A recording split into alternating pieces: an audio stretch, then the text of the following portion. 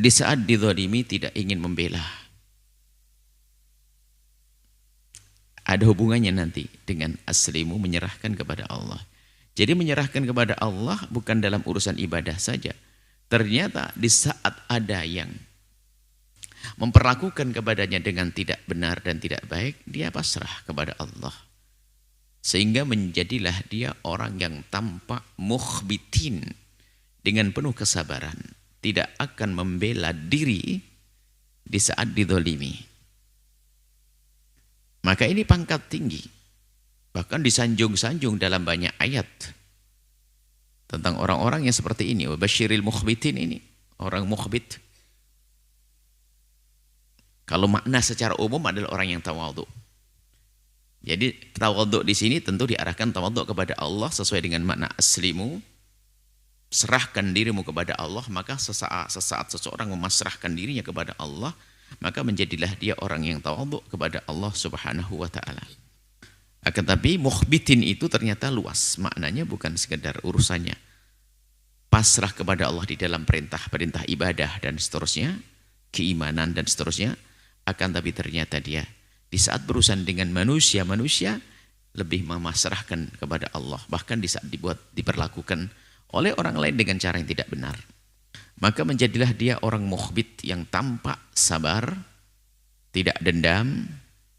Bahkan disebutkan orang-orang ini adalah orang bertakwa, orang-orang mulia. Seperti yang disebutkan di dalam Al-Quran juga tentang manusia disanjung. Ahli surga adalah wal kadhiminal ghaidha, itu mukhbit itu situ. Wal kadhiminal ghaidha wal 'afina 'anil nasi wallahu yuhibbul muhsinin. Jadi mukhbit itu orang semacam itu. Kadhiminal ghaidha. Jadi beri kabar gembira orang mukhbitin. Orang mukhbitin yang di saat dizalimi ternyata dia dengan ketenangannya menyerahkan semuanya kepada Allah. Tidak ada reaksi-reaksi yang menunjukkan kalau dia adalah ingin membalas dan seterusnya. Tapi wal kadhiminal ghaidha, menahan amarahnya. Sebab amarah itu memang adanya di dalam hati. Tapi kalau tidak ditahan meledak akan menjadikan mata merah, mulut berucap, tangan memukul dan seterusnya. Tapi wal kadhiminal ghaidha, menahan. Menahan. Wal kadhiminal ghaidha, menahan amarah. Kemudian tidak cukup mukhbit itu menahan amarah. Wal 'afinan 'anin nasi, kemudian berusaha bagaimana memberikan maaf kepada siapapun yang telah berbuat salah kepadanya. Urusan pribadi ya. Ini bicara tentang urusan pribadi, bukan urusan Allah. Kalau ada urusan hak Allah diganggu, hak Nabi Muhammad diganggu, kalau marah kita dungu. Syariat Nabi diganggu, ini pribadi, kita dicaci, kita diolok, kita dizalimi. Inilah. Dia menyerahkan kepada Allah, aku milik Allah, aku dizalimi. Dan dia yakin bahasanya di saat dizalimi ada kebaikan yang ia dapat. Seperti suatu ketika Imam Hasan Basri itu mendengar berita bahwasanya, ya Imam, ada orang mencacimu dan mengolokmu di sana. Oh ya, begitu. Karena kebetulan waktu itu musim kurma muda, rutop. Maka beliau mengambil nampan terbagus, diisi rutop terbagus, kirimkan kepadanya. Kok begitu Imam? Bagaimana aku tidak membalas kebaikan? Karena dia telah mengirim kepadaku kebaikan. Karena aku tahu orang yang mencaciku dan mengolokku telah memberikan kepadaku kebaikan. Bagaimana jika tidak aku balas dengan kebaikan? Ya, ini membalas kebaikan.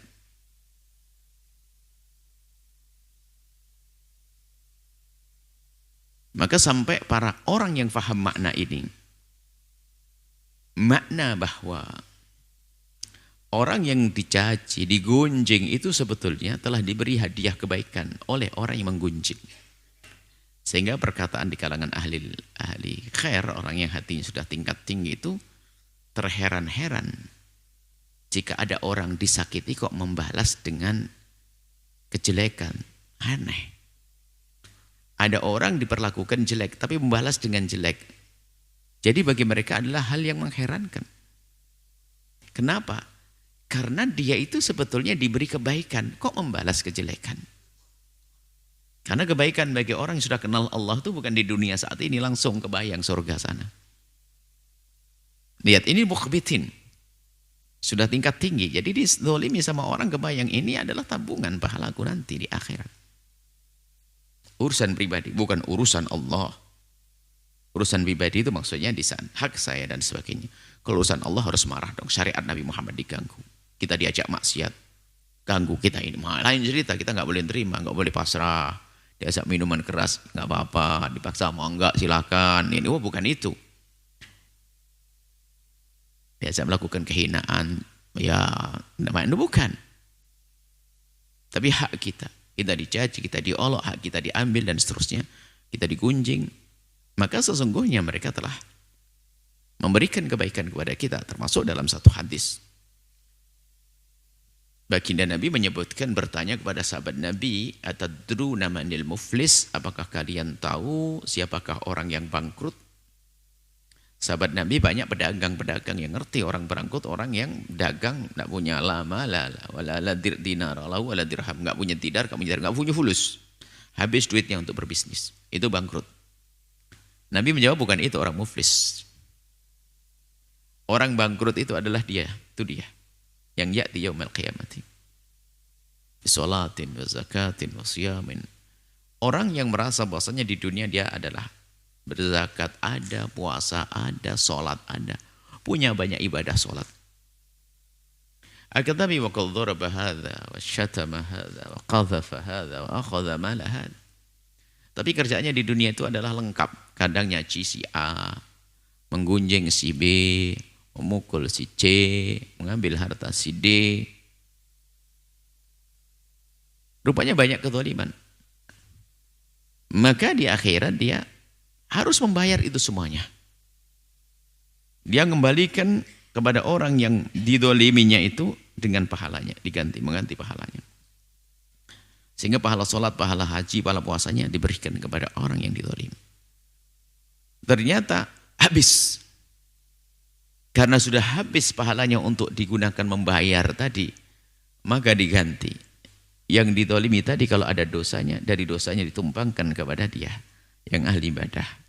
Makanya disebut sebagai orang bangkrut, kayaknya ahli surga, ternyata di neraka. Bangkrut. Nah, orang mukhbit ini sehingga tampak tawadhu, sehingga begitu agungnya dia. Di saat ingin menolak itu dengan kelembutan, ingin menjelaskan iya, di saat kita difitnah dan sebagainya menjelaskan, tapi tanpa lebih dari itu, menjelaskan saja bahwa saya tidak seperti itu.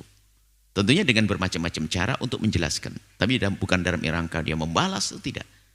Karena kadang ada sangkut pautnya dengan keluarga, kita difitnah begini, ada keluarga, ada orang lain, menjelaskan, tapi bukan dalam kebencian, bukan dalam dendam dan sebagainya.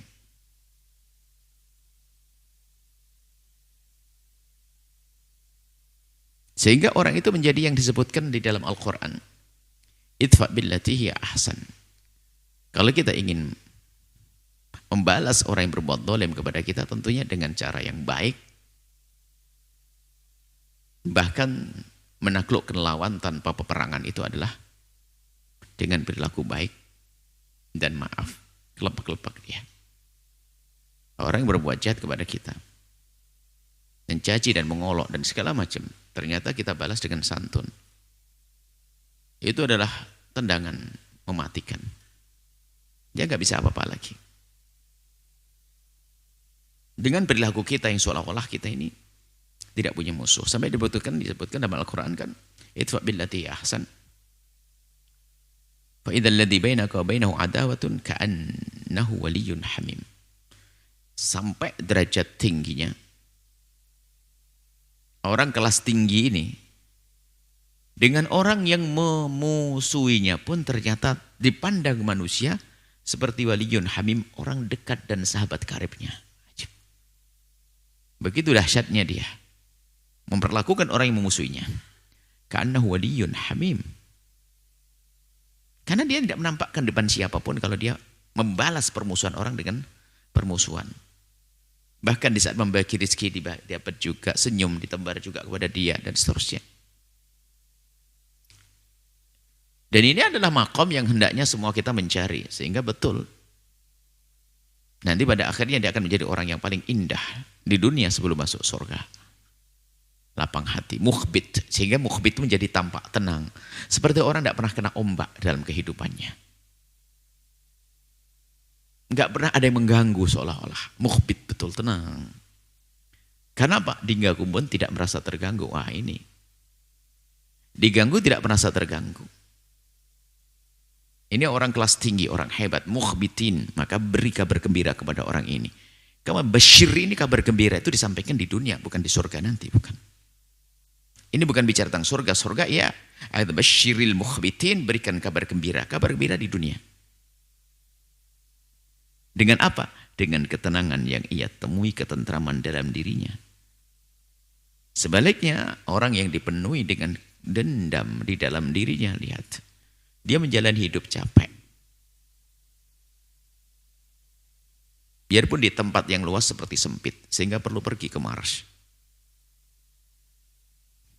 Ada orang mau pergi ke Mars itu nggak punya kawan di dunia. Wong kita aja di sini masih ada hutan belantara di Kalimantan sana, pesawat jatuh aja nggak ketemu.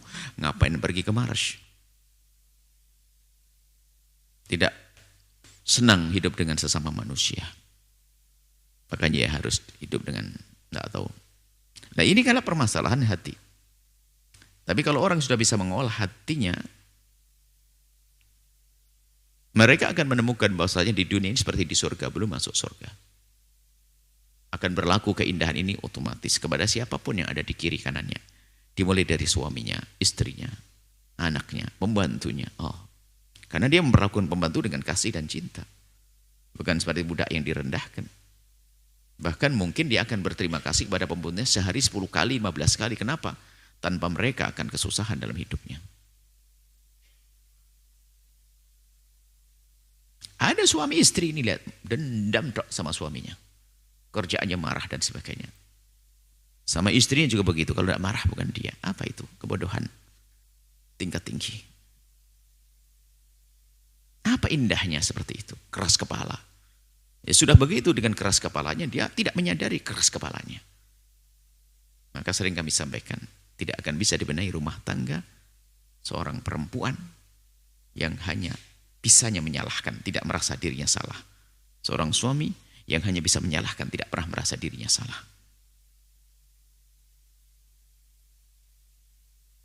Dia adalah justru sampah di dalam rumah itu. Sehingga akan menjadikan anak-anaknya pun juga seperti dia nanti pada akhirnya. Punya cara hidup yang jelek, yang salah. Ada kehidupan-kehidupan semacam itu. Mana indahnya?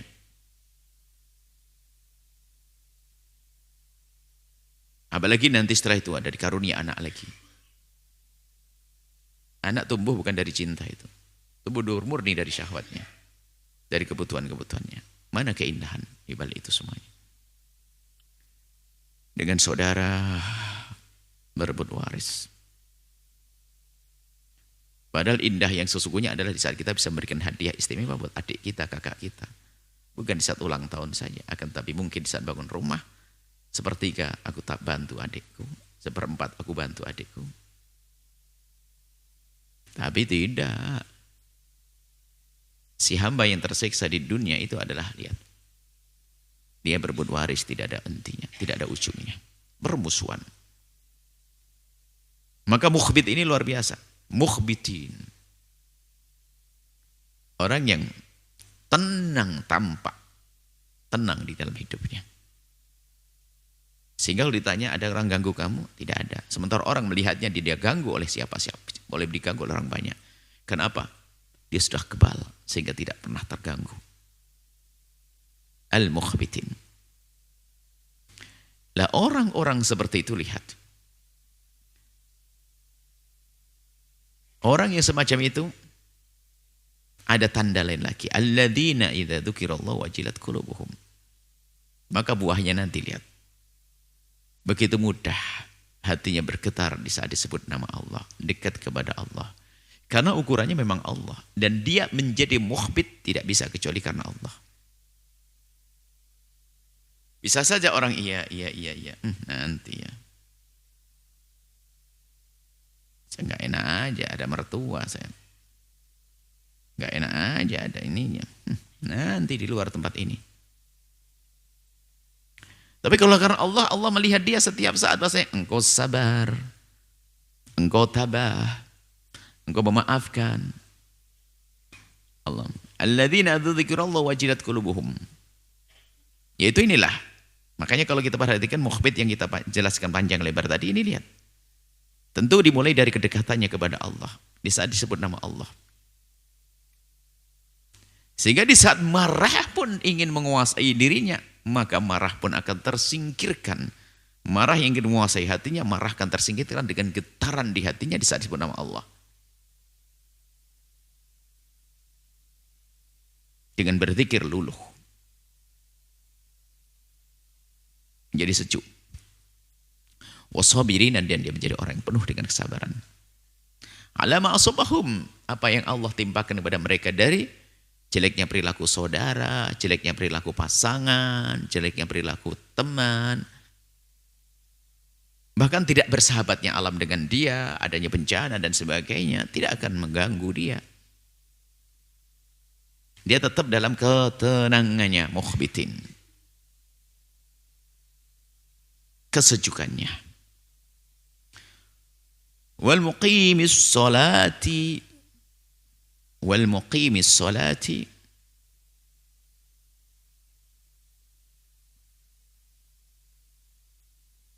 maka ada di dalam bahasa Arab mudhaf ilaih, ternyata mudhafnya dengan alif lam, ada contohnya di dalam Al-Qur'an. Tapi kadang ahli nahwu membingungkan, bukan membingungkan, bertanya-tanya, ada ini contohnya, ada mudhaf. Wal muqimis salati, dan mereka yang menegakkan salat.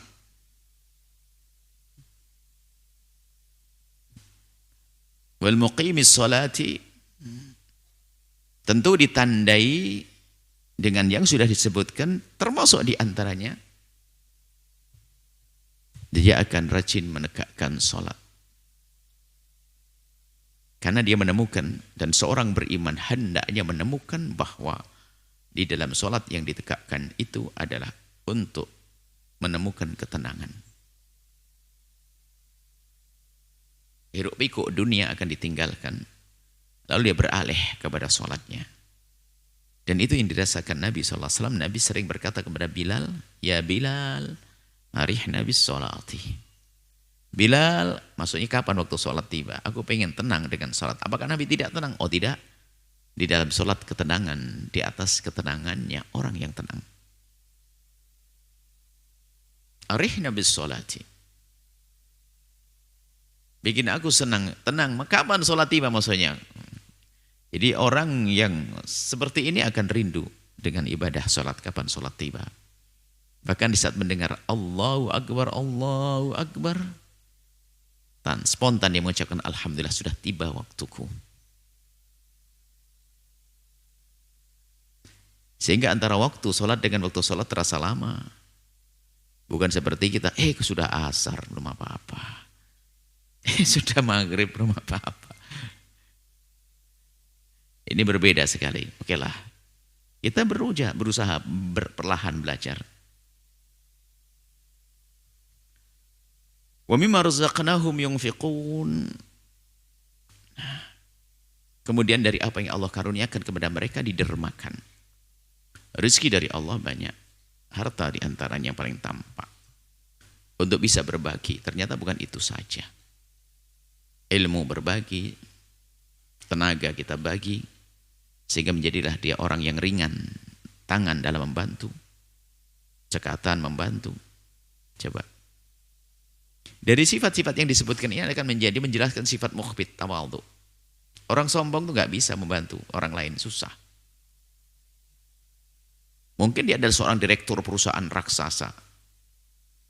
Melihat seorang bapak-bapak tua nyebrang susah, dia rela dengan sukarela turun dengan dasinya yang mengkilat itu, dia akan membonceng, nggak akan gengsi dia. Karena ingin berbagi kekuatannya, dia orang kuat untuk nyebrang.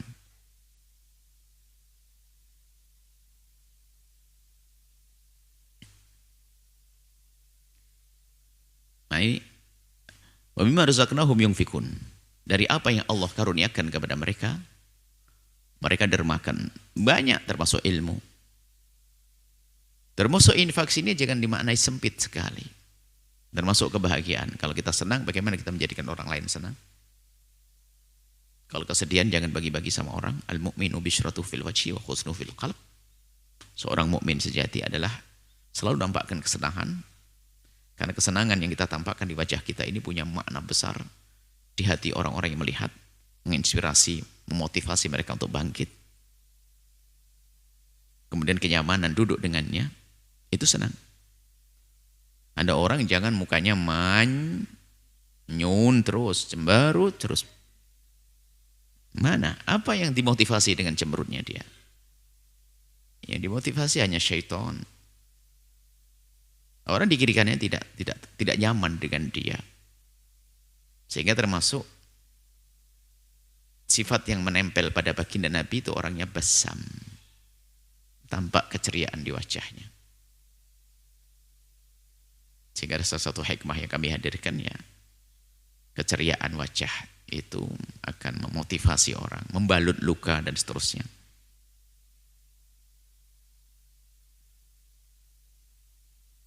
Orang yang mencintaimu melihat senyummu, dari orang-orang dekatmu melihat senyummu, baginya adalah kebahagiaan.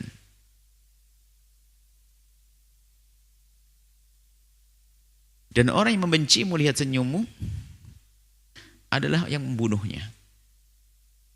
Maka tetap senyum berarti untuk siapapun.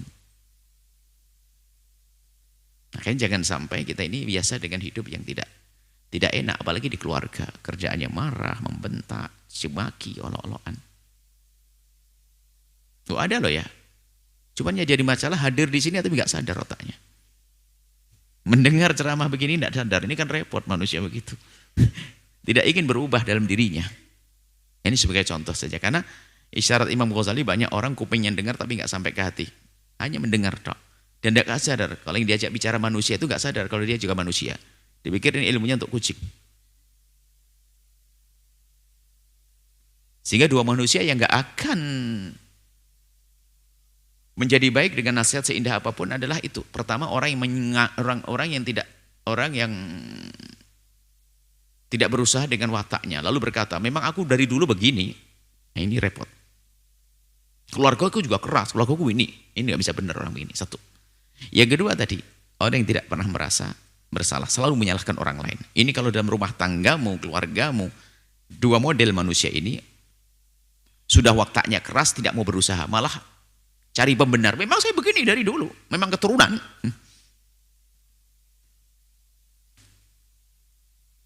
Keturunannya syaitan. Sebab panas itu kan syaitan. Dia menyadari itu bahaya sekali. Makanya ini harus kita tegasi masalah ini. Nggak boleh menyerah karena hidupmu tidak indah. Yang kedua adalah apa-apa langsung nyalain pasangannya. Tidak pernah dia koreksi diri. Kalau sudah model begini tidak bisa dibenahi karena kebodohan.